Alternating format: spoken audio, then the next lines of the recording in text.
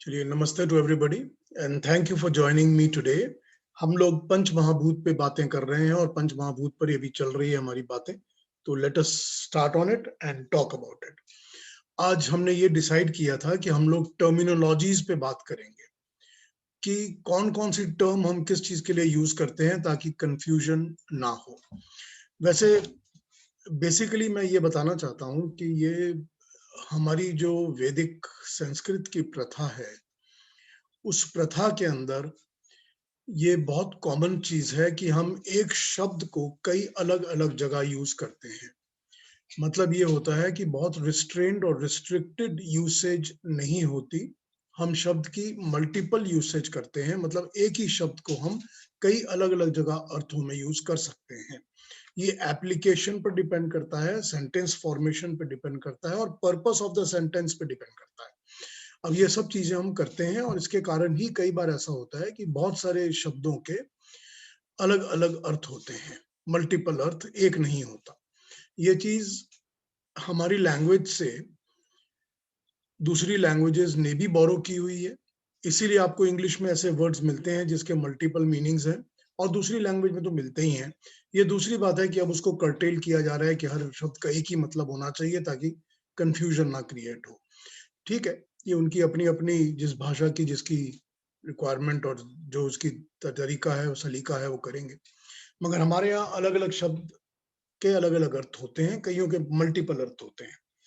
हमारी यही प्रथा है और हम इसी से चलते हैं। और इस बात के लिए ये समझना पड़ेगा कि मैं जो टर्मिनोलॉजीज़ की आज बात करूँगा या जो आपको टर्मिनोलॉजीज़ पढ़ के बताऊँगा, उन टर्मिनोलॉजीज़ में भी ये अप्लाई करता है कि किसी एक शब्द का एक निर्धारित ही अर्थ होगा, ये ज़रूरी नहीं है। वो वेरी कर सकता है। ठीक है ना? इस बात को ध्यान में रखते हुए हम आगे बढ़ रहे हैं और उस पर हम बात करते हैं।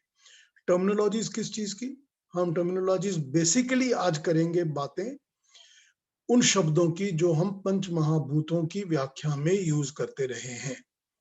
अपने पंच महाभूत की व्याख्या में जो हम शब्द यूज़ करते रहे हैं, उन शब्दों की। तो पंच महाभूतों की व्याख्या के लिए अभी तक हम जहाँ पहुँचे हैं, टिल नाउ हम जहाँ पहुँचे हैं, उसमें बस इतना ही समझना है कि एक प्रकृति की साम्यावस्था होती है। ठीक है? अब इसको यूँ समझ लीजिए कि वो हम सबको पता है कि सोल नाम की चीज़ होती है, आत्मा होती है। ठीक है? एक छोटे से बच्चे को ही पता चल जाता है कि आत्मा है मेरे शरीर में और शरीर अलग है और आत्मा अलग है। उसको ही पता चल जाता है। उसको दिख जाता है कि जो जानवर, कीड़े-मकोड़े, बाकी के जान-पहचान के लोग जो मरते हैं, कैसे मरते हैं, कि उनमें सोल जो है वो चली गई है। तो ये एक चीज़ पता चल जाती है कि सोल है और हम जैसे ही बड़े होते हैं, हमको ये भी पता चल जाता है कि आत्मा का एक अपना स्वरूप है, जो कि मुझे एक इंडिविजुअल आइडेंटिटी प्रोवाइड कर रही है, कि मैं कौन हूँ, कि मेरी ये पर्टिकुलर सोच क्यों है, मेरी ये इंक्लिनेशंस क्यों हैं, मेरी लाइकिंग डिसलाइक्स क्यों हैं। ये हमारी आत्मा के लाइक्स डिसलाइक्स के ऊपर हम आइडेंटिफाई करना शुरू कर दें, ये मैं हूँ। ठीक है, हम कभी-कभी कहते हैं ये मेरा मन है या हम ये कहते हैं कि मेरा ये नेचर है, जो भी कह लें हम। लेकिन हमको ये पता है कि मेरी आत्मा अलग है और शरीर अलग है। तो एक आत्मा की हमको आभास हो जाता है। परमात्मा का आभास बहुत ऊपर के लेवल के लोगों पर होता है। आमतौर पे लोग इस आभास को ना समझते हैं और ना कोशिश ही करते हैं। लेकिन ये दूसरी बात है कि कई लोग इसको मानते हैं, कई मानते भी नहीं हैं। जो नहीं मानते उनको तो आभास होने का सवाल ही पैदा नहीं होता, वो तो बहुत दूर पहुँचे हुए हैं। जो मानते हैं वो धीरे-धीरे, धीरे-धीरे प्रयत्न करने से आभास कर सकते हैं। लेकिन प्रकृति एक ऐसी चीज़ है जिसका आभास और फ़ील हम सबको होता है क्योंकि हम सारा दिन प्रकृति ही में जी रहे हैं और उसी के साथ काम कर रहे हैं। ये शरीर भी हमने प्रकृति से लिया हुआ है, इसी से बना हुआ है सारा शरीर। तो प्रकृति का आभास हम सबको होता है। अब ये समझना होगा यहाँ पर कि जो प्रकृति का ओरिजिनल फॉर्मेट है, जिसको हम मूल प्रकृति कहते हैं या प्राइमॉर्डियल नेचर कहते हैं या मैटर कहते हैं, वो चीज़ क्या है? वो जो प्रकृति का फॉर्मेट है जिसके लिए हम कहते हैं कि 3 अनादि पदार्थ इस सृष्टि में हमेशा रहते हैं। 3 अनादि पदार्थ जो ना जन्मते हैं ना मरते हैं। वो परमात्मा, जीवात्मा और मूल प्रकृति। ये हमेशा रहते हैं। ये कभी नहीं मरते, कभी नहीं जन्मते। ये अनादि तत्व हैं। अमर है, अनादि है। अब जब हम इसमें प्रकृति को जोड़ते हैं तो हम प्रकृति के कौन से फॉर्मेट को इसमें जोड़ते हैं? जो प्रकृति है उसका मेन फॉर्मेट ही है परमाणु। वो परमाणुओं से भरी हुई प्रकृति जो है वही प्रकृति कहलाती है। उसकी इंग्रेडिएंट्स, कंटेंट्स परमाणु ही है, तो वो परमाणुओं से भरी हुई ही प्रकृति कहलाती है। वो हर जगह परमाणुओं के साथ युक्त है, हर जगह उसमें परमाणु भरे हुए हैं। ये हमको पता करना है, ये हमको समझना पड़ेगा। जब हम इस चीज को समझ लेते हैं तब ये हम समझ पाते हैं कि उस परमाणुओं के अंदर साम्यावस्था उसको कहते हैं जबकि वो परमाणु इन अनएक्टिव, इनर्ट, क्वाइट, शांत, चुपचाप बैठे हुए हैं। अब ये चुपचाप बैठा हुआ क्या होता है? चुपचाप बैठा का मतलब होता है कि हर परमाणु के अंदर 3 शक्तियां जरूर होती हैं। उस परमाणु के अंदर 3 शक्तियां जिसको हम आइडेंटिफाई करते हैं प्लस, माइनस और जीरो के साइन के साथ। इससे हम उसको आइडेंटिफाई करते हैं। जो प्लस होते हैं और जो माइनस होते हैं, जो प्लस होते हैं वो सत्व कहे जाते हैं, जो माइनस होते हैं वो रजस कहे जाते हैं, और जो जीरो होते हैं वो तमस कहे जाते हैं। या इसको बाद में हम इसको अपने मॉडर्न साइंस में इलेक्ट्रॉन, प्रोटॉन, न्यूट्रॉन की तरह भी कहते हैं। ठीक है ना? तो हम लोगों ने सबने ये पढ़ा हुआ है कि प्लस, माइनस और जीरो किसी भी एक न्यूक्लियस बॉडी के अंदर हम उसको स्टडी कर सकते हैं। हर परमाणु के अंदर ये 3 शक्तियां या ये 3 इंग्रेडिएंट्स जरूर होते हैं। साम्यावस्था में ये सब सोए रहते हैं, एक्टिव नहीं होते, एक्टिवेट नहीं होते, काम नहीं कर रहे होते। वो है साम्यावस्था। तो ये प्रकृति के जो मूल कण है, मतलब मूल प्रकृति जो है उसके अंदर जो परमाणु है हर जगह फैले हुए हैं। इतने माइन्यूट हैं कि ना देखे जा सकते हैं, ना समझे, ना सुने। वैसे ही जैसे आत्मा भी नहीं देखी जा सकती, वैसे ही जैसे परमात्मा भी नहीं देखे जा सकते, उसी तरह से मूल प्रकृति के परमाणु भी हैं। तो अब साम्यावस्था में जब क्रिएशन करने का एक डिजाइन या एक इच्छा परमात्मा के मन में जागती है कि मुझे एक स्पेसिफिक एरिया के अंदर क्रिएशन करनी है, तो वो उस एरिया के अंदर के परमाणुओं की साम्यावस्था को भंग करने के लिए अपना तेज उनके ऊपर डालते हैं। ठीक है ना? हम उसको परमात्मा का, ईश्वर का तेज कहते हैं, या उसको हम अलग अलग नामों से भी बुलाते हैं। कई नाम हैं उसके, कई पर्यायवाची हैं, वो फिर बता दूंगा। लेकिन जब परमात्मा का तेज उस परमाणुओं के एक एरिया पर पड़ता है तो वो परमाणु क्या होते हैं कि वो शांत परमाणु एक्सटर्नलाइज होकर एक्टिवेट हो जाते हैं। जिनके अंदर अभी तक निहित होती है वो शक्तियां इंटरनलाइज होती हैं। ये तीनों शक्तियां एक्सटर्नलाइज हो जाती हैं। हम उसको बहिर्मुख कहते हैं, मतलब फेसिंग आउटवर्डली, बहिर्मुखी कहते हैं। जब ये एक्शन शुरू हो जाता है तो क्योंकि ये एक बहुत महान बड़े एरिया में एक्शन हो रहा है, हम इसको महान कहते हैं या महत कहते हैं। इसके बाद की जब ये सब एक एक टाइप की फॉर्मेशन स्टार्ट करते हैं, आइडेंटिटी बनाना शुरू करते हैं, तो हम अहंकार कहते हैं, क्योंकि हम उसको आइडेंटिफाई कर पाते हैं। अहंकार का मतलब ही होता है आइडेंटिटी एस्टैब्लिश करना। ठीक है? यहां तक मॉडर्न साइंस को नहीं पता। इसके बियॉन्ड क्या होता है कि जब ये अहंकार जो होते हैं वो इंद्रियां और तन्मात्रा बनाना शुरू करते हैं गामा रेज की हेल्प के साथ, जो कि इस प्रकृति के अंदर एक्टिवेशन के साथ साथ स्टार्ट हो जाती हैं। और उसके बाद 5 तन्मात्राएं बनती हैं, और उसके बाद ये सारे जो परमाणु हैं ये जुड़ के चिपक के परिमंडल बनाते हैं। परिमंडल को हम इंग्लिश में मॉलिक्यूल्स कहते हैं। ये मॉलिक्यूल्स ही वो स्टेज है जहां पर आकर मॉडर्न साइंस जो है वो काम करने लग गया है। ठीक है? यहां तक तो मैंने आपको समझा दिया था पिछले 2 टॉक्स के अंदर, पिछले हफ्ते। अब इसमें जो टर्म्स मैंने यूज की हुई हैं या जो समझने लायक हैं उन पे कुछ बातें कर लेते हैं। मैं जब टर्म्स की बात करूंगा और जिस भी एक टर्म की बात करूंगा, मैं टर्म्स के बाद उस पॉइंट पर आ जाऊंगा कि मैं एक गैप देके आपसे पूछ लूंगा। अगर आपने कुछ पूछना होगा तो मुझको स्टॉप करके पूछ लीजिएगा, ताकि कंफ्यूजन ना रहे, otherwise you will not understand the subject. So 3 अनादि तत्व हैं, परमात्मा, जीवात्मा और मूल प्रकृति। परमात्मा, जीवात्मा और मूल प्रकृति, ये ना कभी मरते हैं ना कभी पैदा होते हैं। मूल प्रकृति, उसके मेन इंग्रेडिएंट्स ही ये परमाणु है। परमाणु जब वो अपने इंटरनलाइज होते हैं, अंतर्मुखी होते हैं, एक्शन में नहीं होते, वो उसकी साम्यावस्था है। मूल प्रकृति की शांत इनएक्टिव इनर्ट अवस्था को हम साम्यावस्था कहते हैं। पहली टर्म साम्यावस्था, इसको हम स्वधा भी कहते हैं। स्वधा मतलब अपने आप को स्वयं धारण करने की स्टेज, कि उसने अपने आप को ही धारण किया हुआ है, कोई एक्सटर्नल फोर्स उस पर काम नहीं कर रही, उसको हम स्वधा भी कहते हैं। और उसको हम प्रधान भी कहते हैं, क्योंकि वो मुख्य कारण है हर चीज के बनने का, तो हम उसको प्रधान भी कहते हैं। प्रकृति जो है वो परमाणुओं से ही बनी हुई है, ये इनर्ट रहते हैं, सोए हुए रहते हैं, तो इसको हम साम्यावस्था कहते हैं। एक सर्कल को सोच लें, जैसे एक सर्कल है उसको सोच लें, और उसके अंदर तीन शक्तियां इंटरनलाइज अंदर की ओर एरोज की तरह अंदर की ओर एक दूसरे के अंदर इफेक्ट की हुई है, वही है वो जीरो, माइनस और प्लस। ठीक, तो ये हुए परमाणु के वो कण। अब अगली टर्म, परमाणुओं के इन कणों को जो सोए हुए होते हैं, हम इनको सलिल भी कहते हैं। अब सलिल जो टर्म है ना, वो बहुत चीजों के लिए यूज होती है। हर वो चीज जो बहने की क्वालिटी रखती है, दैट कैन फ्लो, जो फ्लो हो सकती है, हर वो चीज जो बहने की क्वालिटी रखती है, और हर वो चीज जो किसी ना किसी दूसरी चीज को क्रिएट करने का पावर रखती है, हम उसको सलिल कहते हैं।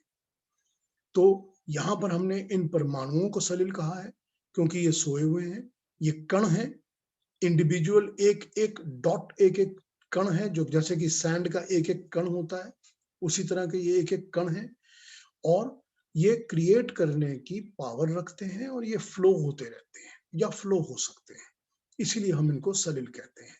तो सलिल इनकी उस अवस्था को कहा जाता है। सो टर्म सलिल, जो स्पेसिफिक एरिया में क्रिएशन स्टार्ट की जाती है, उन क्रिएशनों पर परमात्मा की जो शक्ति है वो इन परमाणुओं पे जब पड़ती है, तो मैंने उसको तेज कहा था। हम उस तेज को अग्नि भी कहते हैं, हम उसको वैश्वानर अग्नि भी कहते हैं, मेन अग्नि, हम उसको अर्वन भी कहते हैं, लगाम भी कहते हैं। अर्वन मतलब जो बहुत तेज गति से दौड़ता है, और लगाम मतलब ताकि ये जो बिखरे इधर उधर फैले हुए हैं सारे के सारे कण, इन कणों को एक कंट्रोल में लाने वाली पावर, तो उसको लगाम भी कहते हैं।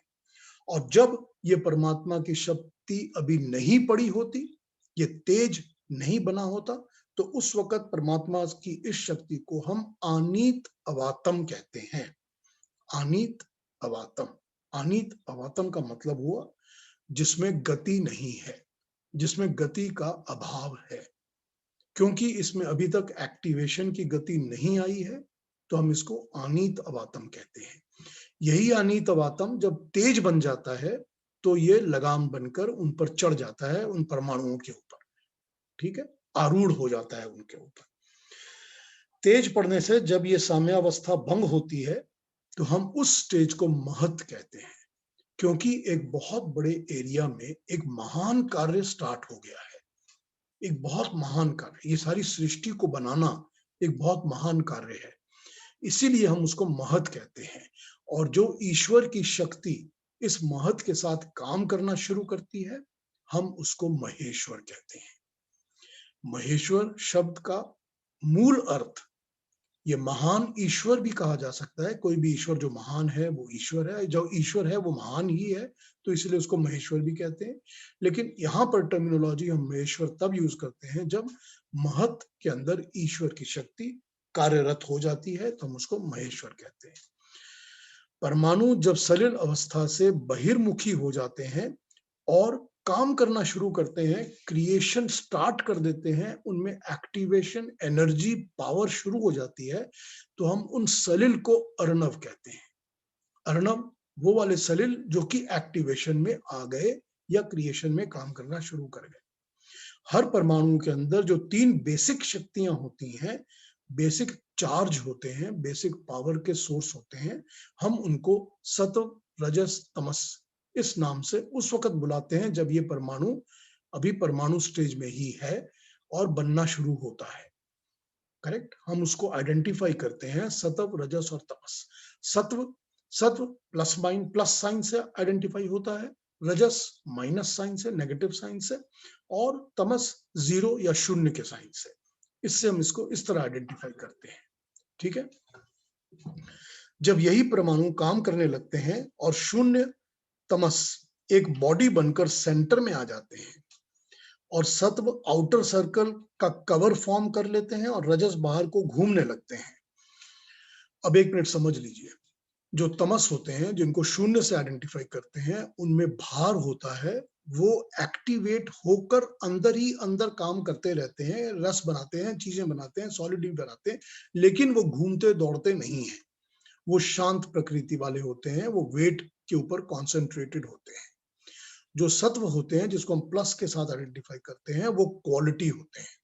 वो ऊपर का कवर बनाकर एक परमाणु में, जिसके अंदर सेंटर पे तमस जाके बैठ गए, ऊपर के कवर को सत्व वाले बनाते हैं, जिसको हम प्लस के साथ आइडेंटिफाई करते हैं। वो उसको गुण प्रोवाइड करते हैं, क्वालिटी प्रोवाइड करते हैं, जो भी क्वालिटी आप समझ लीजिए, एनीथिंग, वो क्वालिटी वो ऊपर के सत्व प्रोवाइड करते हैं।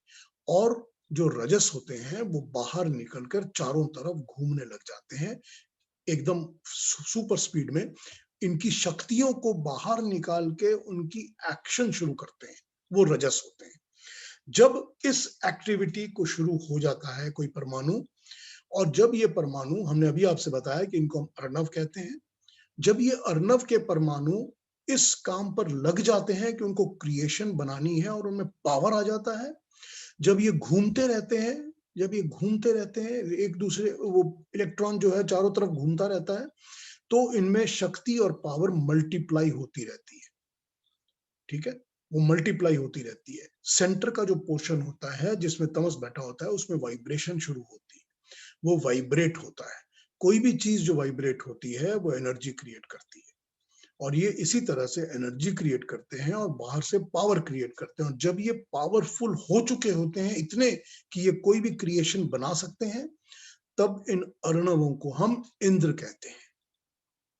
ठीक है, यही परमाणु जिसको पहले मैंने बताया था कि आपके हम सलिल कहते हैं, फिर अर्णव कहते हैं, फिर इंद्र कहते हैं। इंद्र, जब ये परमाणु एकदम सुपर चार्ज होकर क्रिएशन के फॉर्मेट में आ जाते हैं, तब हम इनको इंद्र कहते हैं। परमाणु एक्टिवेट होने से, जब परमाणु एक्टिवेट होते हैं, मूवमेंट शुरू हो जाती है उनके अंदर, तो गामा रेज क्रिएट करते हैं। ये गामा रेज जो क्रिएट करते हैं और एक दूसरे की तरफ जाते हैं, छिटकते हैं, जब वाइब्रेशन होती है तो उनमें छिटकना होता है, चिपकना होता है, सब कुछ शुरू हो जाता है। तो ये गामा रेज के साथ साथ ही 7 किस्म की शक्तियां क्रिएशन में आ जाती हैं।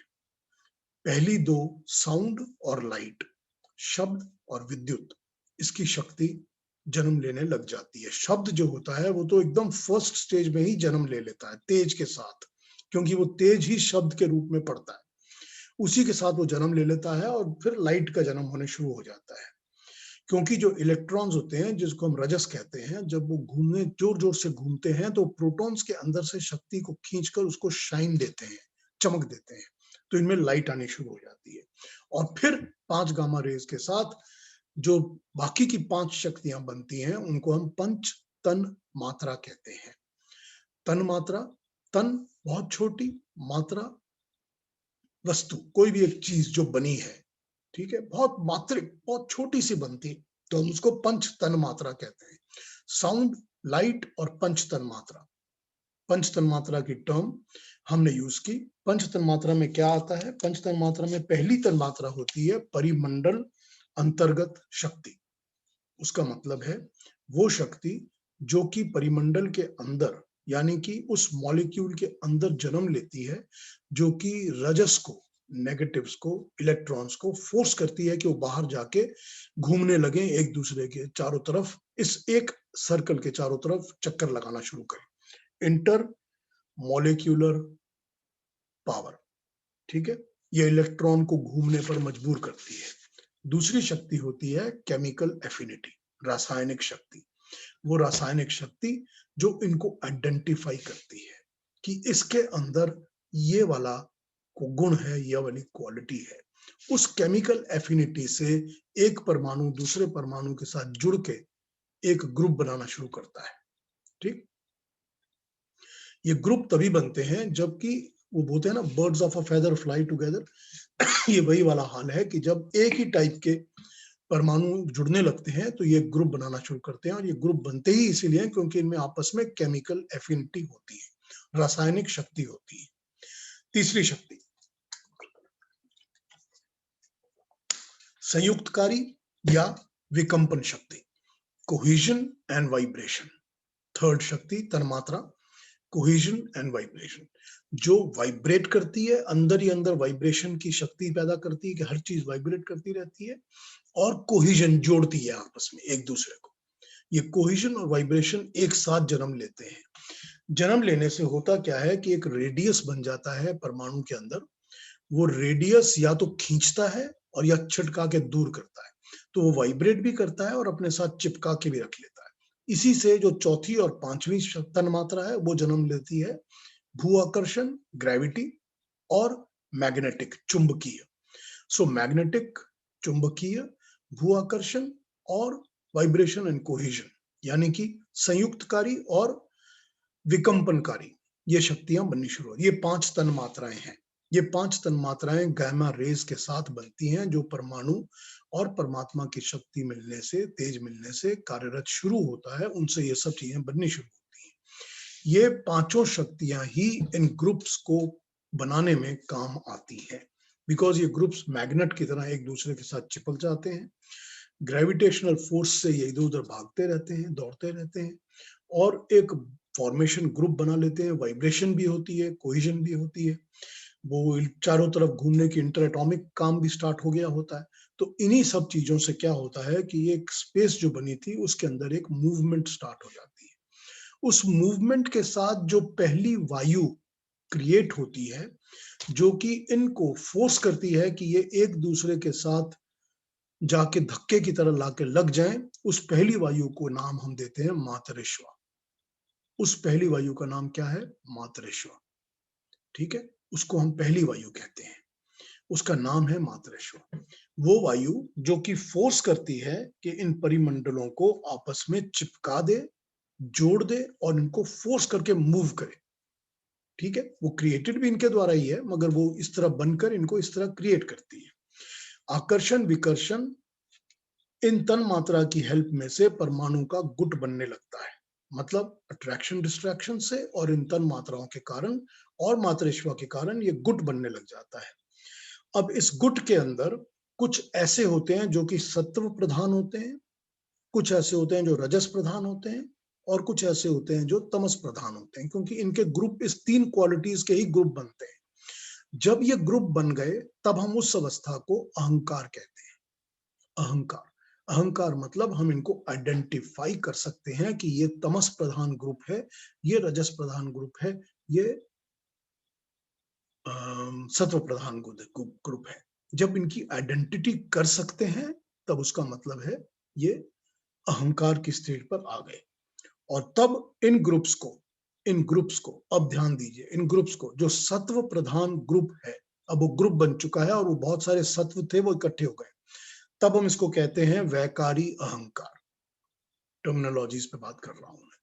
सत्व प्रधान जो ग्रुप बन गया, गुट बन गया, जिसको हमने अहंकार कहा, जब वो एक ग्रुप बन गया एक साथ, तो अब उसको हम नाम देते हैं वैकारी अहंकार। अगली जो ग्रुप है जिसको रजस प्रधान कहते हैं, उसको हम नाम देते हैं तेजस अहंकार।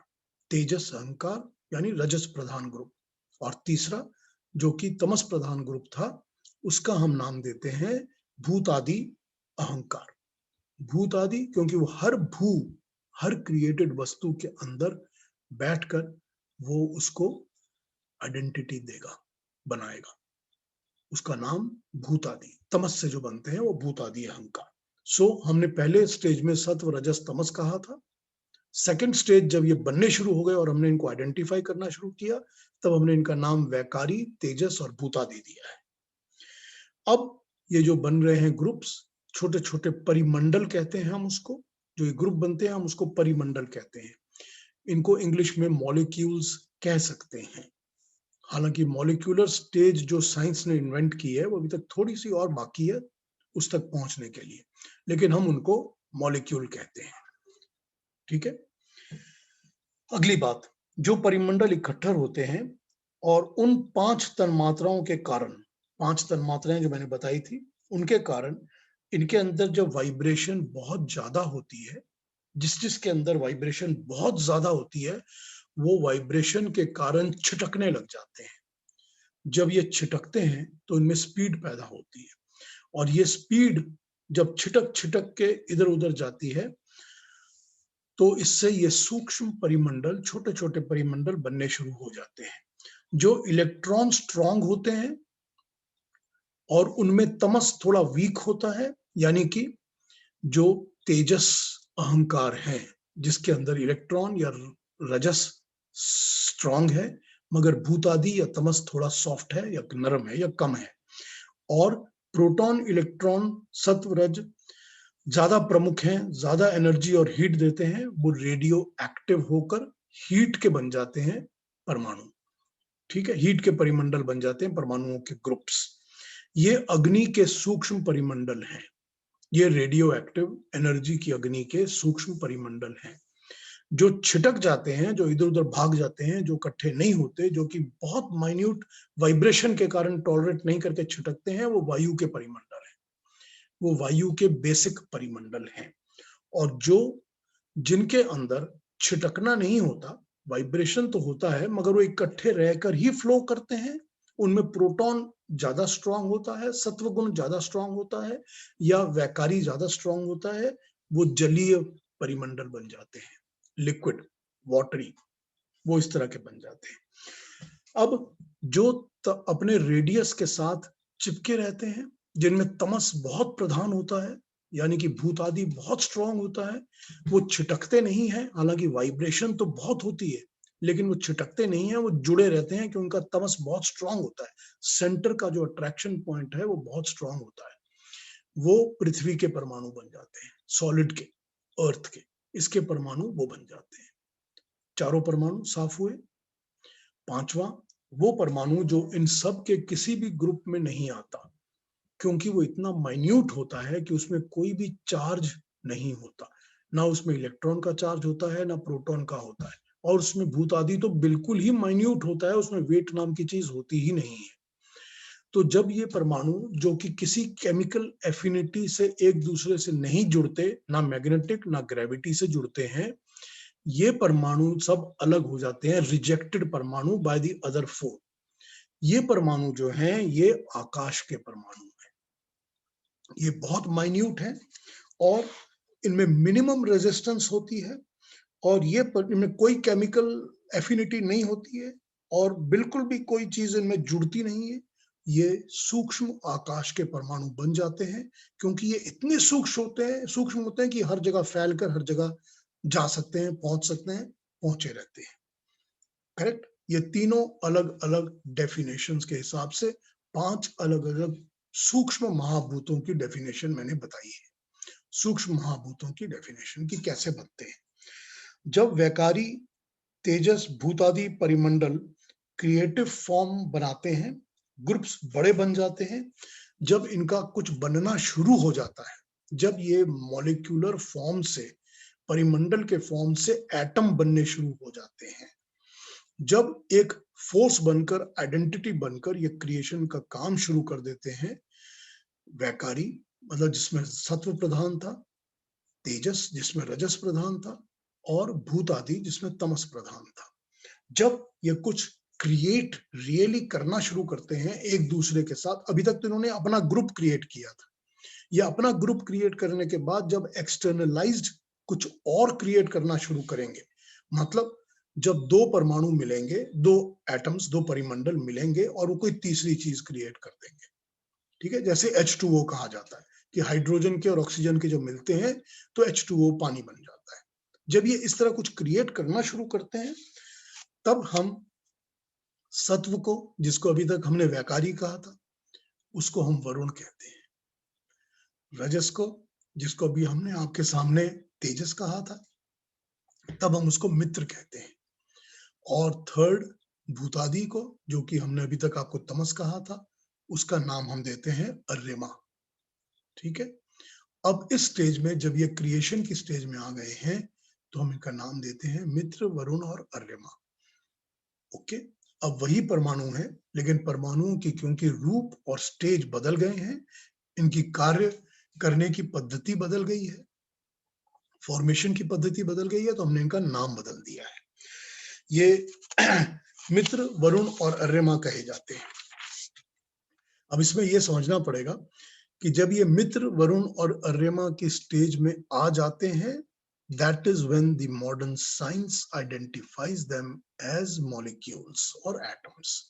इसके पहले की अब तक की कोई स्थिति मॉडर्न साइंस को ज्ञात नहीं हुई है, लेकिन यहां पर जब ये ज्ञात हो जाती है कि ये एटम्स इस चीज के हैं और ये एटम्स इस चीज के हैं, तो ये ज्ञात हुई जो अवस्था है, उस अवस्था में हम इनका नाम देते हैं मित्र, वरुण और अर्यमा। अर्यमा तमस भूतादि, वरुण सात्विक वैकारिक, और मित्र रजस या तेजस। अब क्योंकि ये ग्रुप सूक्ष्म पंच महाभूत के बनने लग गए हैं, तो इनको आइडेंटिफाई करने की शक्ति पंच तन्मात्रा, साउंड और लाइट, इन सब से मिलने के बाद 5 शक्तियां बन जाती हैं जिनसे कि इनको आइडेंटिफाई किया जा सकता है। आप किस चीज से, आप किस शक्ति से किसी भी चीज को आइडेंटिफाई कर पाते हैं, बताइए? या तो आप किसी चीज को देख के आइडेंटिफाई करते हैं, या आप किसी चीज को टच करके करते हैं, या सुन के करते हैं। आइडेंटिफाई करने का भी तो एक सेंसरी तरीका है ना। तो ये 5 सेंसरी तक शक्तियां बन जाती हैं जो कि इनको आइडेंटिफाई कर सकती हैं। वो 5 सेंसरी शक्तियां क्या हैं? वो हैं रूप, रस, गंध, स्पर्श और शब्द।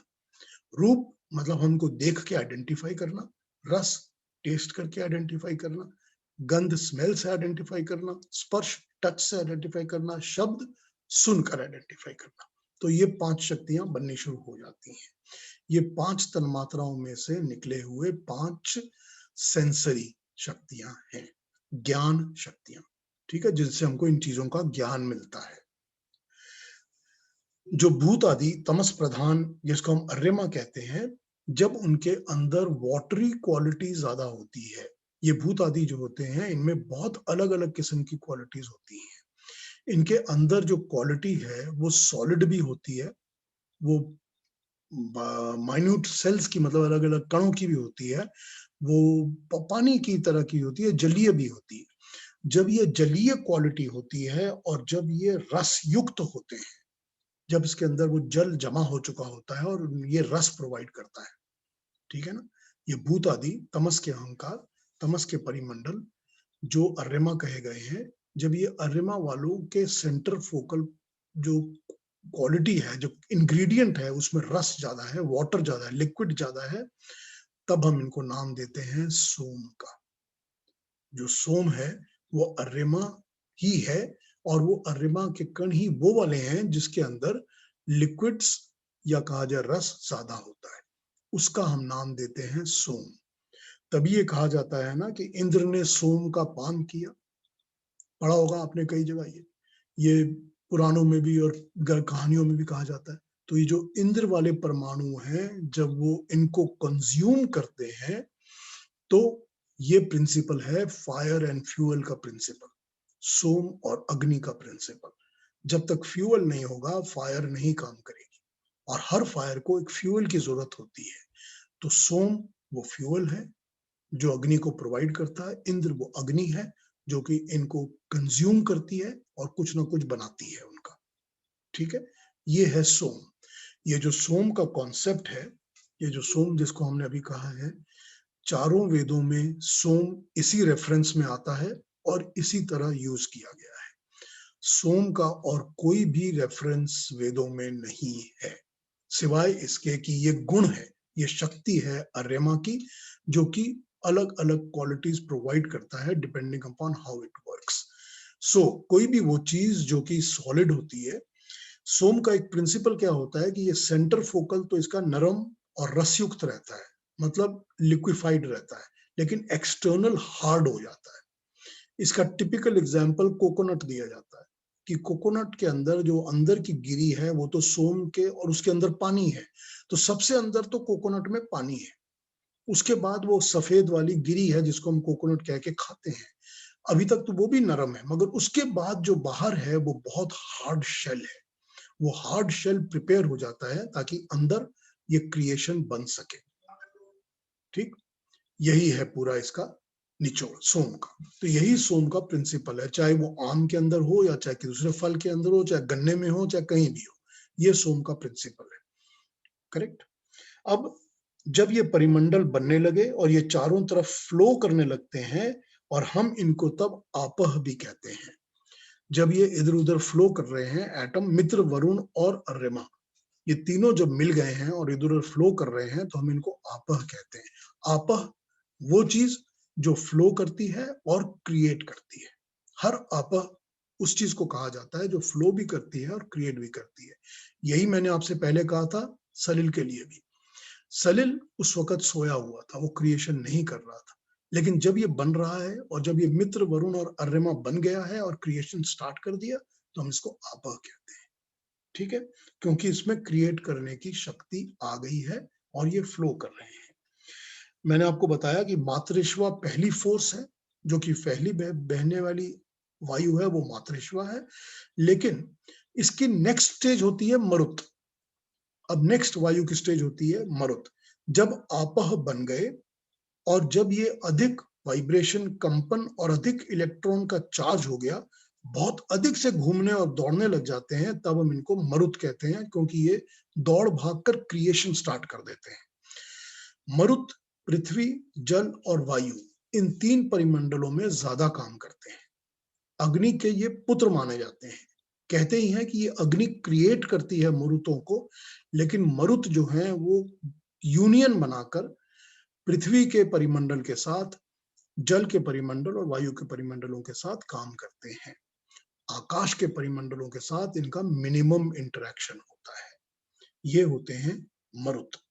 मरुत को मॉलिक्यूल्स कह सकते हैं अगर हम चाहें तो आइडेंटिफाई करने के लिए। ये मरुत ही होते हैं जो मैग्नेटिक शक्ति को अडॉप्ट करते हैं। मैग्नेटिक शक्ति को ये अडॉप्ट कर लेते हैं, अपने अंदर ले लेते हैं, और फिर इनका ईशान कोण की तरफ मुख हो जाता है। कहते हैं ना, every molecule is a magnet. ये हमने पढ़ा है साइंस में कि every molecule is a magnet. ये वही है। इसी को हम मरुत कहते हैं, जिनके अंदर ये एक छोटा सा चुंबकीय शक्ति इनके अंदर आ जाती है, छोटे छोटे चुंबक बन जाते हैं, और इनका जो मुख होता है वो नॉर्थ ईस्ट डायरेक्शन की तरफ फेस करने लग जाता है। ये है मरिको। इन मॉलिक्यूल्स को, इन मरुतों को साइंस में फेरामैग्नेट कहा गया है। FERA, फेरामैग्नेट। वो पदार्थ जिसके अंदर मैग्नेटिक शक्ति अडॉप्ट हो जाती है, या जो मैग्नेटिक शक्ति को ले लेते हैं, और जो नहीं लेते, जो नहीं ले पाते, उन मॉलिक्यूल्स को क्या कहते हैं? उन मॉलिक्यूल्स को पैरामैग्नेटिक कहते हैं। सो एक फेरा है, एक पैरामैग्नेटिक है। मरुत की बहुत बड़ी भूमिका मिलती है इस क्रिएशन के अंदर। अग्नि से ये जन्म लेते हैं, वायु और आपह के साथ ये युक्त होकर फॉर्म करते हैं। ये ग्लो करते रहते हैं, क्योंकि अग्नि से जन्म लेते हैं इसलिए ये ग्लो करते रहते हैं, और इनके अंदर एक वाइब्रेशन के कारण एक लो साउंड रहता है हमेशा। वो साउंड एच साउंड की तरह, यानी कि ह साउंड की तरह रहता है। ये एक साउंड बनाते रहते हैं, जब भी ये कहीं भी रहते हैं वो साउंड सुना जा सकता है।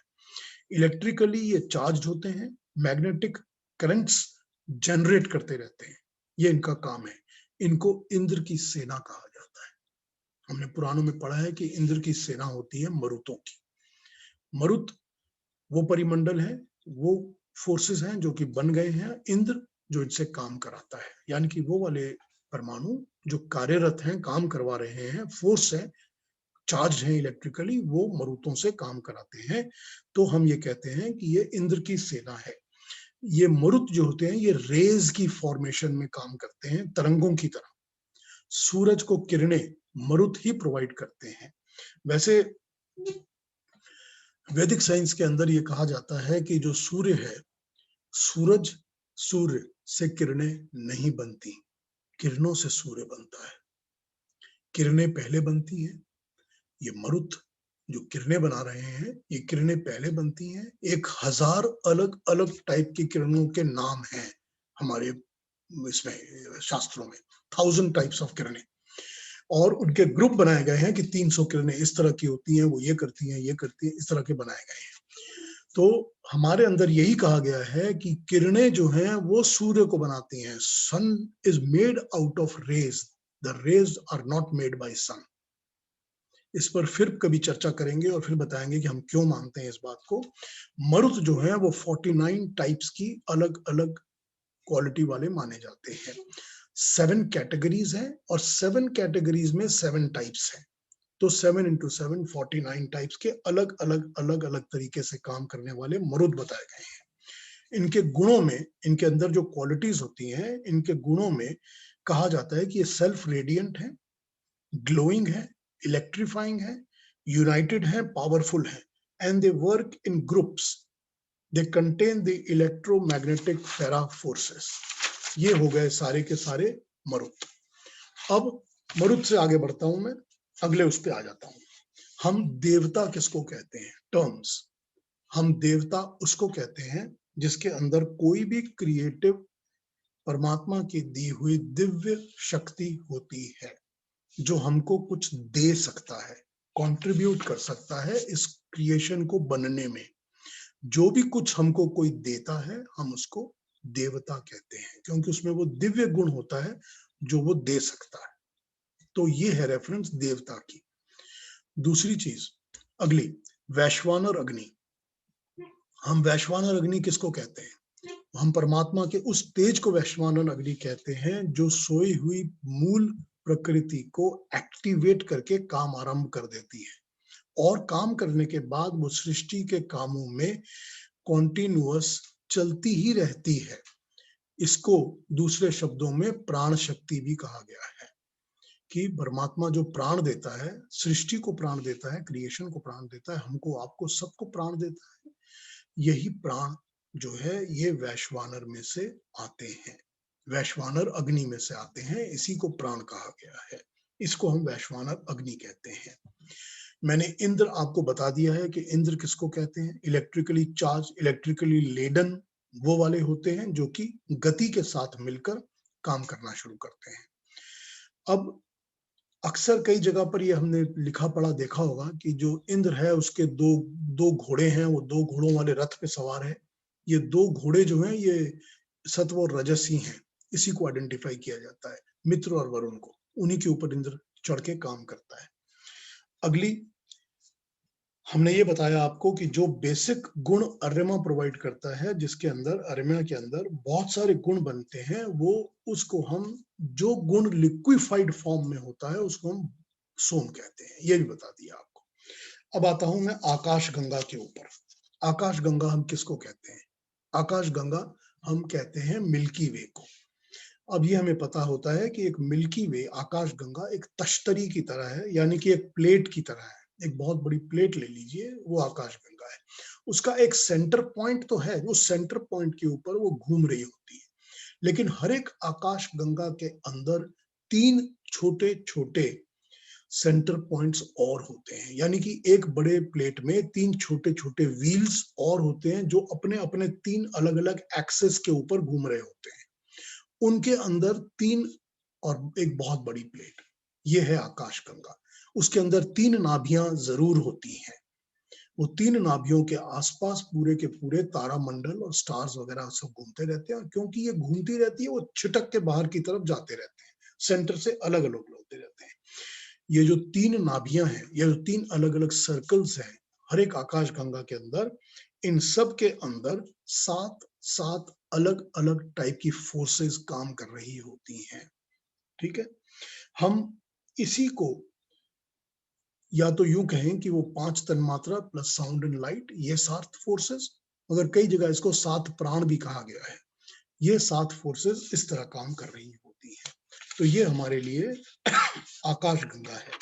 हमारे मॉडर्न साइंटिस्ट्स ने अपने इस यूनिवर्स में, जिसको कि हम देखते हैं, ऐसी 14 आकाश गंगाएं आइडेंटिफाई कर ली हैं। They have been able to see these, कि ये 14 अलग अलग आकाश गंगाएं हैं। हम उसमें से एक आकाश गंगा का हम एक हिस्सा हैं, जिसमें हमारा सन, हमारा मून, हमारी जुपिटर, अर्थ, मार्स सब आ जाता है, और जो भी हमको तारे वगैरह दिखते हैं। उसी तरह के 14 आकाश गंगा आइडेंटिफाई कर चुके हैं, वो हमारी इस क्रिएशन के अंदर बने हुए हैं। अब यहां पर मैंने इस चीज को खत्म कर लिया है। अब अगले टॉपिक पर मैं कोशिश कर रहा हूं कि मैं पंच महाभूतों के इंडिविजुअल एक एक महाभूत की क्वालिटीज पर, उनके गुणों पर बात करूं। उसके पहले अब मैं विराम देता हूं, और आप लोगों का कोई भी प्रश्न है, कोई भी क्वेश्चन अभी तक जो मैंने कहा है उसके बारे में है, तो आप मुझे प्लीज पूछ लीजिए, ताकि कंफ्यूजन ना रहे और क्लैरिफाई हो जाए सारा का सारा कॉन्सेप्ट। जी, जिसको भी कुछ भी पूछना हो अपने अपने वीडियोस ऑन कर लीजिए, ऑडियोज ऑन करिए और मुझे पूछ लीजिए प्लीज। नमस्ते पीयूष जी। जी, मुझे 2-3 प्रश्न है, but let me start with first. ये आप जो कहते हैं कि ये आपह, जो आपह शब्द है, तो ये हमारे शांति पाठ में भी है ना, शांति पृथ्वी, शांति आपह, शांति रोषधय। तो जी। ये शांति पाठ में जो शांति आपह का जो शब्द का प्रयोग हुआ है, तो ये क्या इसी के संबंध में हुआ है? यही आपा है, यही आपा है जो कि हर जगह फ्लो करके क्रिएशन को क्रिएट करता है। तो हमारे शरीर में भी ये आपा की शक्ति काम करती रहती है, और सारी सृष्टि में भी करती है। तो उसी आपह की हम शांति मांगते हैं। देखिए, शांति शब्द जो है ना, वो आप समझ लीजिए, शांति पीस नहीं है, ठीक है। शांति का मतलब होता है सम इति, मतलब इक्विलिब्रियम। अब आप एक लट्टू समझ लीजिए, आपने एक लट्टू वो फिरकी ले ली हाथ में, जब आप फिरकी को घुमाते हैं, जब तक वो फिरकी घूम रही है, वो एक इक्विलिब्रियम मेंटेन करके घूमती रहती है, वो है शांति। जब वो रुक के गिर जाती है तो वो मृत्यु है, ठीक है। तो शांति जो होता है उसका मतलब पीस नहीं होता। शांति का मतलब होता है कि सम स्थिति को, उसी स्थिति को मेंटेन करना जो कि आइडियली बेस्ट स्थिति है, जिसमें हम जी पाते हैं, जिसमें हम चल पाते हैं, रह पाते हैं, एक्टिवेट होते रहते हैं। वो है शांति की स्थिति, जिसमें डिस्टर्बेंस नहीं आती। तो हम जब शांति पाठ करते हैं तो हम उन आपा के लिए शांति की प्रार्थना कर रहे होते हैं, ठीक जी। स्टेटस क्वो, स्टेटस को, स्टेटस क्वो की बात कर रहा हूं। बिल्कुल अच्छा, मुझे एक और प्रश्न करना है जी। कि आपने जैसे बताया कि ये रासायनिक शक्ति जो है केमिकल बेस्ड परिमंडल में, तो इसमें आपने एक एग्जांपल दिया कि birds of a feather flock together. तो क्या हम ये कह सकते हैं कि because it is chemical related, तो पृथ्वी पर भी जो जिन लोगों की केमिस्ट्री होती है, दे फॉर्म अ ग्रुप, और जो केमिस्ट्री जिनकी बनती नहीं है, they outside of the group? ठीक है, it can, we can say that, it's okay, कह सकते हैं। आई जस्ट थॉट ऑफ, ना ना, ठीक है, कह सकते हैं, ठीक है, ठीक है जी। ओके, और कोई प्रश्न, किसी और का कोई और क्वेश्चन? शर्मा जी नमस्ते। अच्छा, हाँ नमस्ते, मुझे बताइए। एक और प्रश्न करना है, जिसे आपने कहा अहंकार, एक, हाँ, तो एक मिनट में आता हूँ, पहले केतन जी आप पूछ लीजिए क्या पूछना है आपने। यस केतन जी हाँ, बोलिए। जो ये गामा रेज सब वर्ड्स बताया आपने, हाँ जी, उसका कोई दूसरा वर्ड्स है उसके लिए, वो जो वैश्वानर अग्नि बाद में आता है, उसका मीनिंग, ओके। दूसरी टर्म में वैश्वानर अग्नि आता है, लेकिन गामा रेज का दूसरा कोई वर्ड्स है? हम उसको सिर्फ परिमंडलीय, हम उसको आग्नेय शक्तियां कहते हैं, गामा रेज को। आग्नेय होती हैं, जो अग्नि की तरह होती हैं, आग्नेय, उसी को हम कहते हैं, विद्युत भी कहते हैं। तो यही शक्तियां जो इनको गामा रेज कहा जाता है। अच्छा, तो उसी नाम से हम अलग अलग रेफरेंसेस से बुलाते हैं, पर हम लोग उसको जनरलाइज कर लेते हैं आग्नेय की तरह। ये जो आग्नेय, जो पहली अग्नि शक्ति कही जाती है, जो अग्नि मीड़े पुरोहितम, परमात्मा की जो पहली अग्नि शक्ति कहते हैं, वो अग्रणी होती है, मतलब सबसे पहले चलने वाली होती है। इसलिए उसको अग्नि कहा गया, क्योंकि वो अग्रणी होती है, फर्स्ट, और वो लीड करती है। तो जब वो लीड करती है तो वो शक्ति दूसरी अग्नि की शक्ति से अलग आइडेंटिफाई करते हैं। तो कभी हम उसको वैश्वानर बोलते हैं, कभी हम कोई शक्ति, कभी कोई शक्ति। ओके। आज आपकी आवाज क्लियर आ रही थी। चलिए, अच्छा है, थैंक यू। Thank you. हाँ केतु जी, आप आइए, क्या पूछ रहे थे आप? नहीं, मुझे एक छोटा सा प्रश्न यह है कि वो जब हम आप ग्रुप्स की बात बात करते हैं जिसको आइडेंटिटी मिलती है और जिसे हम अहंकार बोलते हैं, तो ये क्या अहंकार and ego are they same कि ईगो नहीं इज देखिए, नहीं, ह्यूमन के अंदर, ह्यूमन बीइंग्स के अंदर जो अहंकार है उसका यही काम होता है कि वो आपकी आइडेंटिटी को एस्टैब्लिश करता है कि मैं हूं।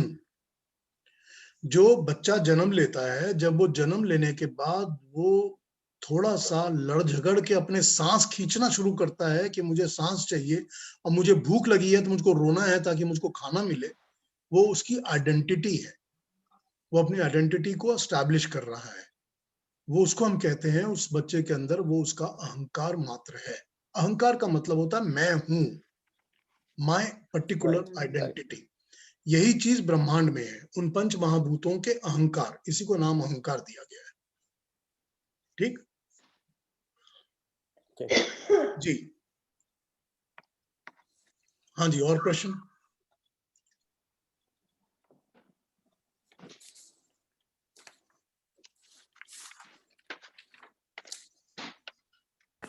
You know, Piyush, today I've been sitting and counting all the lovely names that have Hindu names that have been formed out of this. इतने अच्छे नाम है, सारे हिंदू नाम जो आपने जितने जितने बताए गए, इनके अर्थ और सबको बताया है। हम उसी से लेते हैं बहुत नाम, हम उसी से फॉलो करते रियली हैं ना अपने नाम। हम रियली नाम उसी से हाँ, फॉलो करते हैं ना अपनी वैदिक पद्धति में। हमारे हर नाम का एक मतलब होता है ना, तो उसी से फॉर्म करते हैं हम। बहुत अच्छा लगा सुनकर सारा। टर्मिनोलॉजीज क्लैरिफाई करनी थी ताकि टर्म्स पता होनी चाहिए कि हम किस चीज को क्या क्यों कहते हैं। ठीक है, वैसे तुमको एक बात बताता हूँ, बड़ी अजीब बात है। रिसेंटली 6-7 महीने पहले की बात है, आई मेट समबडी, और वो एक कॉलेज गोइंग छोटी सी लड़की, 19, 20, 21 इसी एज की होगी। तो उसका मैंने नाम देखा, उसने लिखा हुआ था अपना नाम कि माय नेम इज तरज, और वो क्योंकि हिंदू तरज, लड़की थी तो उसने कहा उसको तरज, कहती हाँ तरज। तरज आपको मालूम नहीं है? तरज मीन्स ट्यून। अब मैंने 1 मिनट के लिए तो सोचा कि तर्ज और तरज में फर्क है ना। अच्छा अच्छा, वो अपने नाम को खुद ही बोल रही है कि मैं तर्ज, तर्ज में से मेरा नाम, वो गुजराती लड़की है, तो कह रही है कि मैं तर्ज में से, मेरे फादर ने नाम रखा है तर्ज, मतलब ट्यून। लेकिन उसको ये समझ में नहीं आता कि, या उसके पेरेंट्स को समझ में नहीं आता कि तरज का मतलब ट्यून नहीं है।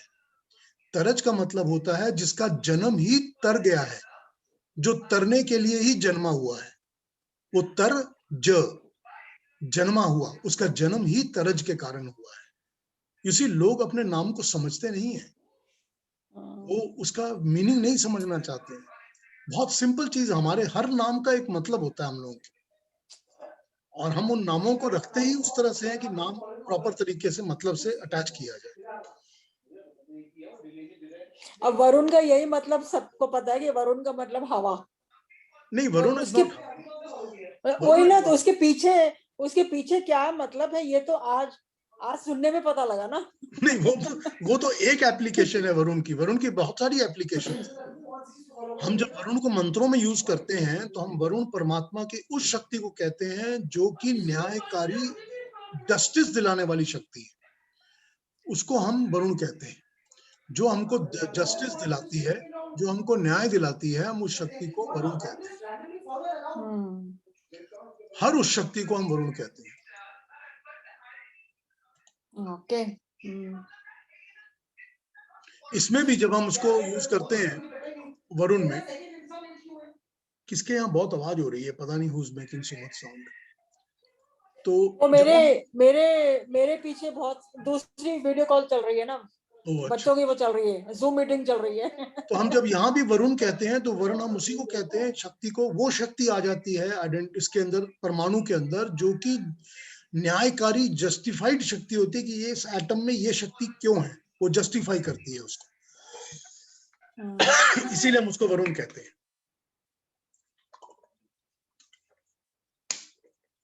जी, कोई और प्रश्न? तो फिर ऐसा करते हैं कि ये अब जो पंच महाभूतों की क्वालिटीज हैं, हाँ मैं 1 मिनट सुनता हूँ। ये पंच महाभूतों की जो क्वालिटीज, इंडिविजुअल गुण हैं, इस पर अब हम कल बात करेंगे। अब आज इस पर बात नहीं करें, कल इस पर मैं शुरू करूंगा। जी, आपने अभी क्या पूछना था, आप पूछ लीजिए, क्या पूछ रहे हैं आप? मैंने ये समझा था कि हर परमाणु की 3 शक्तियां होती हैं। हाँ जी, तत्व, रजस और तमस, जी और उसमें शायद तमस के व्याख्या में आपने तमस को एक शांत स्वरूप बताया है. Is that right in my understanding? बिल्कुल. अच्छा, तो अगर ये शांत स्वरूप तमस का होता है, अगर हम पृथ्वी पर देखते हैं कि जो लोग तमस में घुसे पड़े हैं, दे आर एब्सोल्युटली अशांत, यू नो, क्योंकि उनमें शांति नहीं दिखाई नहीं, तमस उनके देती. अंदर जो तमस है, So I was वो just तमस confused. उनके अंदर तमस जो है वो अंधकार है, लेकिन जो उसको उनको एक्साइट करके एक्टिवेट करता है वो रजस है. जो रजस गुण होता है वो या तो सत्व से बोरो करता है या तमस से बोरो करता है, वो एक्टिवेशन देता है. अब आप जब तमस से बोरो करेंगे तो एक्टिवेशन सारा का सारा डार्क वाला, अंधकार वाला एक्टिवेशन होगा. ठीक है. जब आप सत्व से बोरो करेंगे तो एक्टिवेशन आपका गुण वाला होगा, गुणकारी होगा, प्रकाशकारी होगा. Right. सो वो एक्टिवेशन जो है वो रजस देता है, लेकिन वो तमस जो है वो लेजीनेस देता है, शांत देता है, वो मोटेपन की क्वालिटी देता है, ग्रोस देता है. ठीक है. ठीक है जी. Yeah, very good. तो Thank you. फिर नेक्स्ट वीक मिलते हैं. आज के लिए सबको बहुत बहुत धन्यवाद. Thank you for joining me. Thank you very very much. कल मिलते हैं. टाइम पर ज्वाइन करिए. मैं 5 महाभूतों को शायद कल खत्म कर पाऊंगा, फिर उस पर बात करेंगे. और फिर भी कोई प्रश्न हो तो मुझसे पूछ लीजिएगा. ठीक है. Thank you. Thank you. Thank you. Namaste, everyone. नमस्ते. नमस्ते. Thank you. Thank you.